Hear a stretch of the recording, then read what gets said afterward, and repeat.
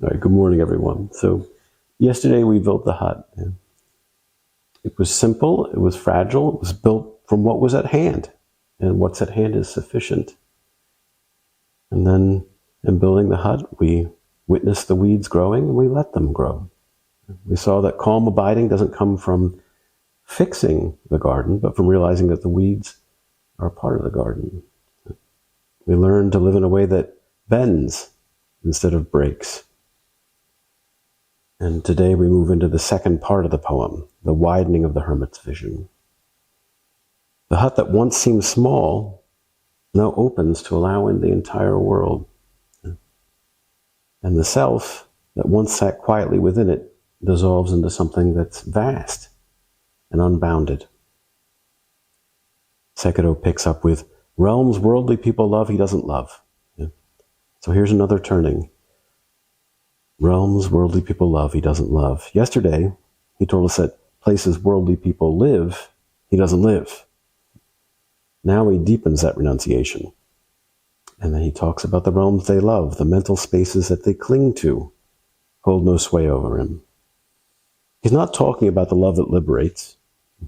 And by that I mean the compassion of a Bodhisattva, the willingness to allow all in.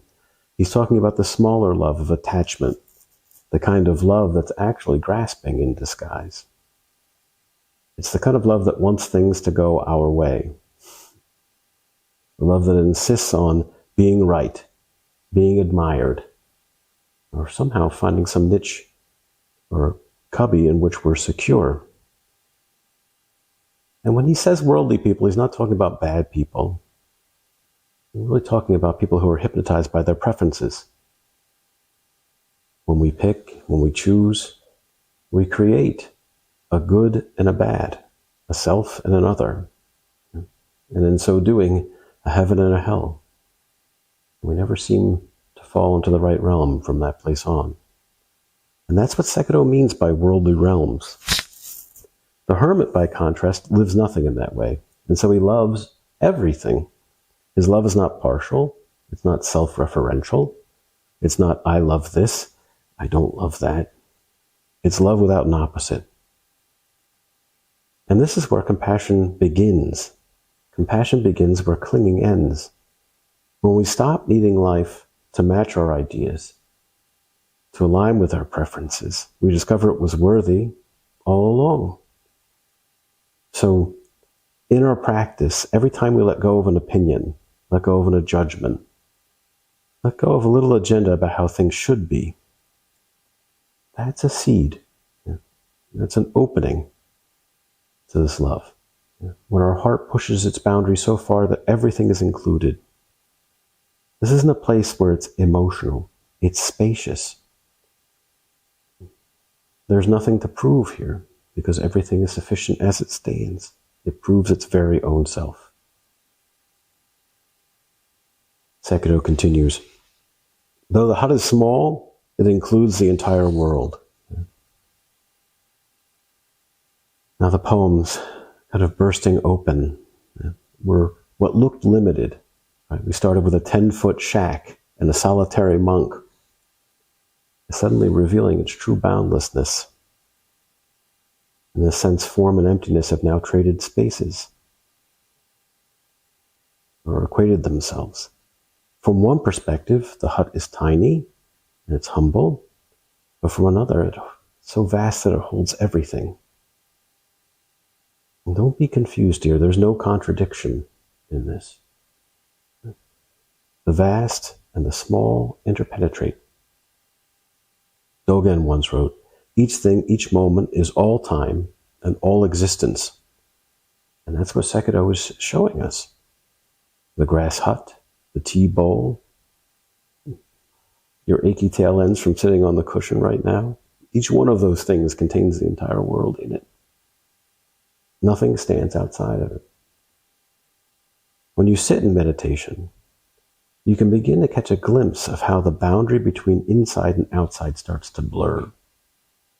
Sounds, sensations, thoughts, they all pass, come and go through the same gate. And then eventually the gate itself disappears. then you become aware of what it is to say, though the hut is small, it includes the entire world. When we stop trying to hold the world, then it's fully encompassed. It completely permeates us. When we stop grasping at the vast, then the vast flows freely through the small. To reinforce this, Sekitō continues, in 10 feet square, an old man illumines forms in their nature. One of the most beautiful lines, I think, in this poem, perhaps in all of Zen literature. 10 feet square, smaller than many prison cells, yet Sekitō calls it a place of illumination. We keep thinking.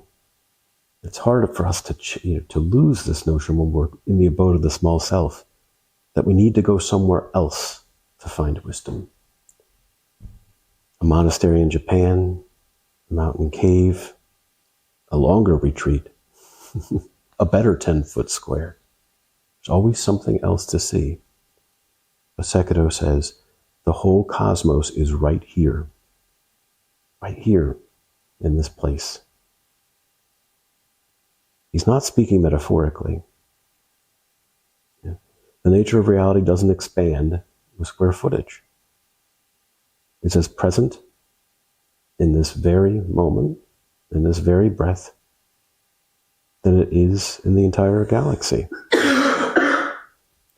The old man, Sekitō himself, or the awakened mind, illumines forms in their nature without moving an inch. When we sit in stillness, when we become patiently observant, and we really see, form and emptiness reveal themselves, we could say as two sides of the same coin, but frankly, as the very same thing. Each weed in the garden, each noise from the street, each thought that passes, all of them carry their own light. When we see them as they are illumination. As we sit, we remember that the enlightenment that we often seek is already shining right here through the windows of this small room, through the depths of your very own awareness. You don't have to enlarge the hut. It'll do so of its own accord. When you open your own eyes and you recognize there's nothing outside. But this takes something. It's something that we don't like to often discuss. We could call it trust. I think that's the sanitized Zen notion of it. We can call it faith.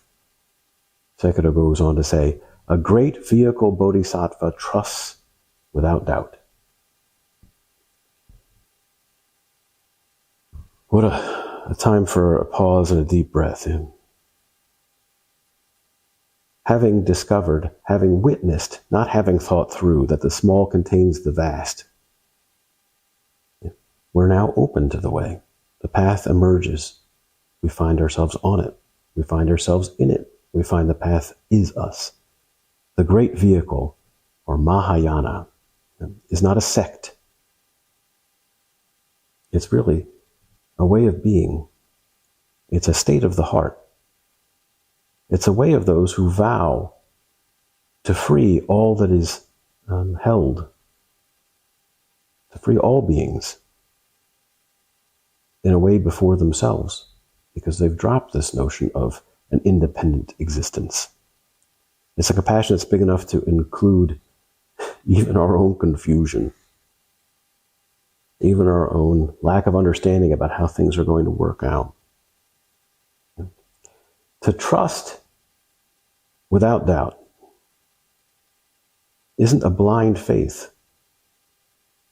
It's an intimacy with reality that's so deep that the questioning falls away. We find all the answers are already present. The Bodhisattva doesn't need a guarantee. She's pulled on forward through the activity of compassion at all times anyway. That's the kind of faith or the kind of trust that this practice demands. It's not a belief. It's courageous action.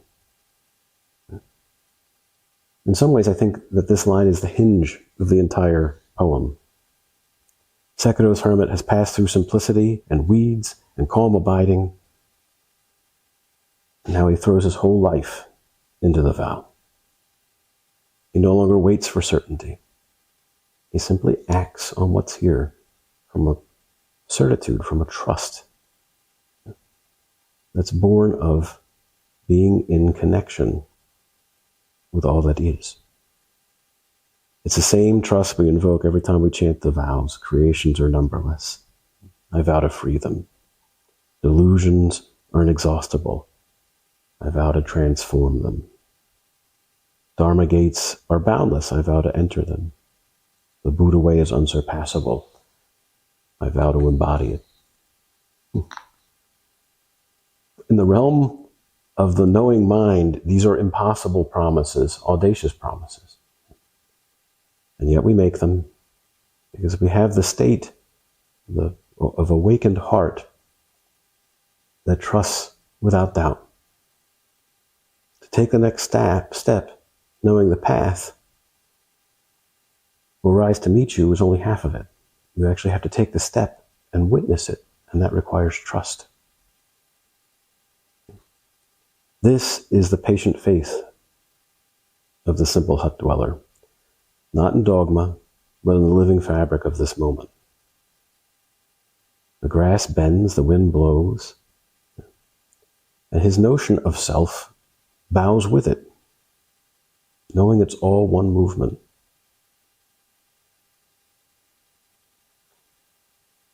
Sekitō probably sees some of the doubts that emerge when we talk about this level of trust. And so he says, the middling or lowly can't help wondering, will this hut perish or not? Yeah. He gives voice to the very question that haunts us when we sit here on this cushion. Yeah. Will this hut, will this body, will this mind, will this life endure? Am I enough for the task? Yeah. Have I seen enough? Have I trained enough? Do I know enough? In the language of time, middling or lowly doesn't refer to class. It refers to a patient insight. When we sit in the abode of the small self, when we create subject and object, we automatically divide ourselves from what's whole. The Sekitō is talking about is never built.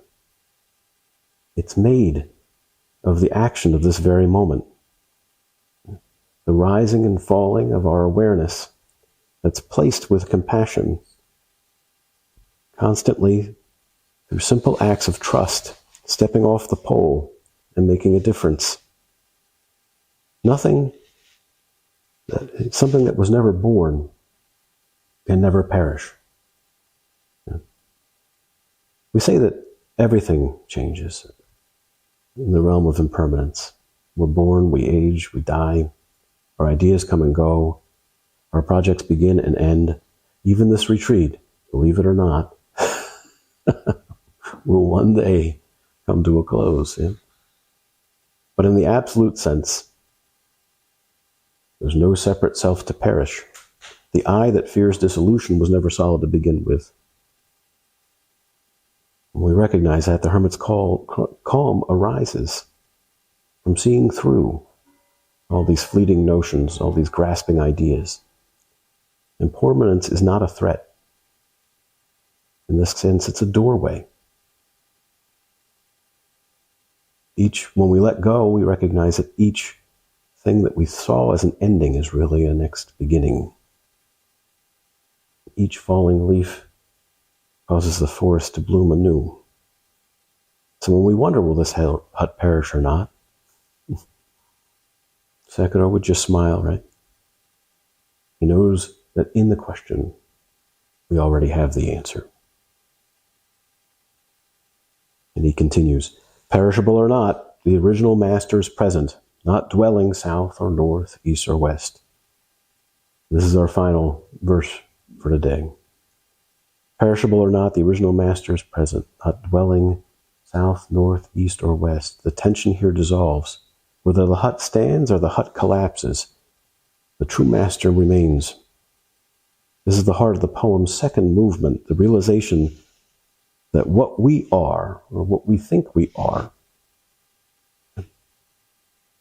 cannot last, but what we truly are cannot be lost. And the question becomes, who is this original master? It's not a god. It's not a person. It's the unborn awareness that sees and hears right now. It's the mind of the whole universe, so big and vast that it contains everything. And when we see through the eyes of this original master, we're seeing through the same eyes of the universe. We're all witnessing the same thing. Sekitō goes on to say it doesn't dwell in any direction. It's not contained by space or time. It contains all of space and time.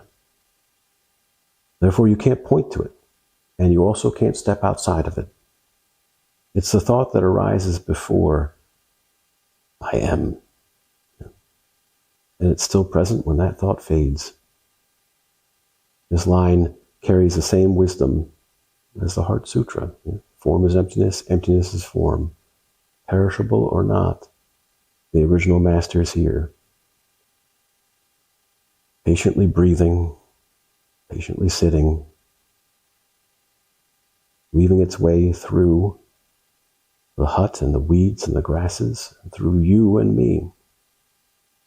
And when we touch that awareness directly, fear loses its footing, and we begin to become aware that even our notion of death is just another season in this field. The original master never perishes. And yet, the original master recognizes that times and seasons are present. And there's an imperative that's generated by that. That we all need to gather rosebuds while we can. And we all need to make that phone call. Pick up that person who's fallen.